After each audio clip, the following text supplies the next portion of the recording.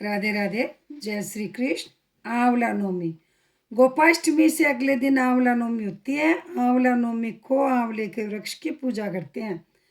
जल, मोली, रोली, गुड़, सुहाड़ी, पतासा, आंवला, एक ब्लाउज, दक्षिणा चढ़ाएं।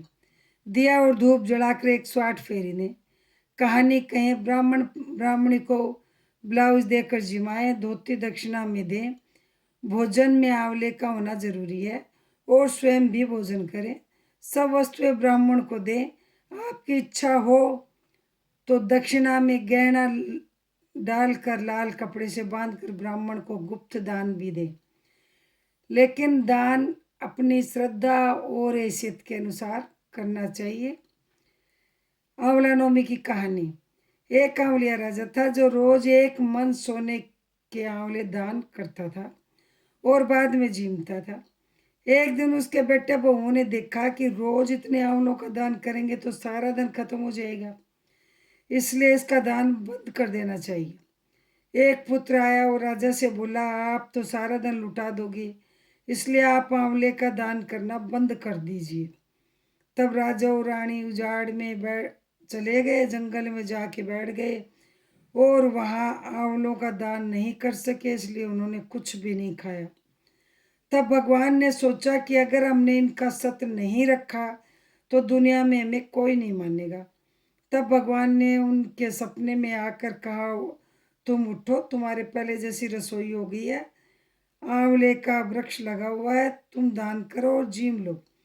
तब राजा रानी ने उठकर देखा तो पहले जैसा राजपाट हो गया और सोने के आंवले वृक्ष पर फैले हुए हैं। तब राजा रानी 1.25 मन आंवले का दान करने लगे।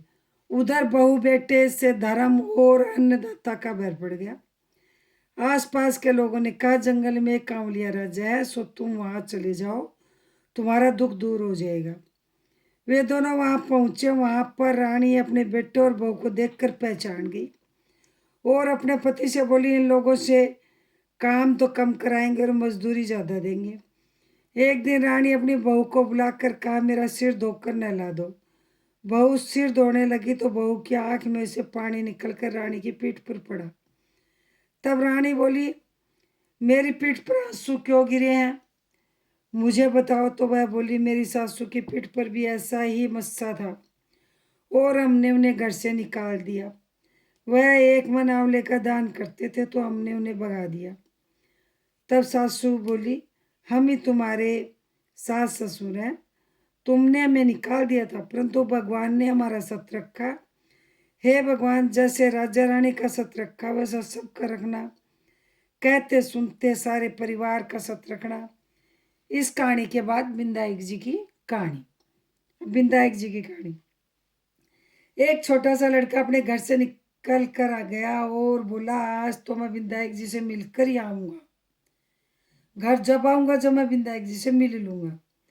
तब लड़का चलते उजाड़ में चला गया तो विनायक जी ने सोचा कि इसने मेरे नाम से ही घर छोड़ा है, इसलिए इसे घर भेजे, नहीं तो जंगल में शेर वगैरह इसे खा जाएगा। फिर विनायक जी बूढ़े ब्राह्मण का वेश धारण करके आए और बोले, तू कहाँ से आ रहा है और कहाँ जा रहा है। तब लड़का बोला, मैं विनायक जी से मिलने जा रहा हूँ। तब वह बोले, मैं ही विनायक जी हूँ, मांग, तू क्या मांगेगा, परंतु एक बार में ही मांग लेना। वह लड़का बोला, क्या मांगू, अन्न हो, धन हो, हाथी की सवारी हो, स्त्री ऐसी हो जैसे फूल गुलाब का। तो विनायक जी बोले, लड़के तूने सब कुछ मांग लिया, जा तेरा सब कुछ ऐसा ही होगा। फिर वह लड़का घर आया तो देखा एक छोटी सी बहू चौकी पर बैठी है और घर में बहुत धन हो गया है। तब वह लड़का अपनी माँ से बोला, देखा माँ कितना धन लाया हूँ, विनायक जी से मांग कर लाया हूँ। हे विनायक जी महाराज, जैसा उस लड़के को दिया सबको दियो, कहते सुनते को, उकारा बढ़ते को, अपने सारे परिवार को दियो। अधूरी हो तो पूरी करियो, पूरी हो तो प्रवान चढ़ायो। राधे राधे। जय श्री कृष्ण। यदि मेरा ये आंवलो नवमी की कहानी का वीडियो आपको अच्छा लगा हो तो मेरे चैनल को सब्सक्राइब नहीं कर रखा हो तो सब्सक्राइब करें, लाइक करें, शेयर करें, बेल आइकन प्रेस करें, जिससे मेरा अगला वीडियो आपके पास जल्दी पहुंचे। जय श्री कृष्ण, जय श्री श्याम, राधे राधे।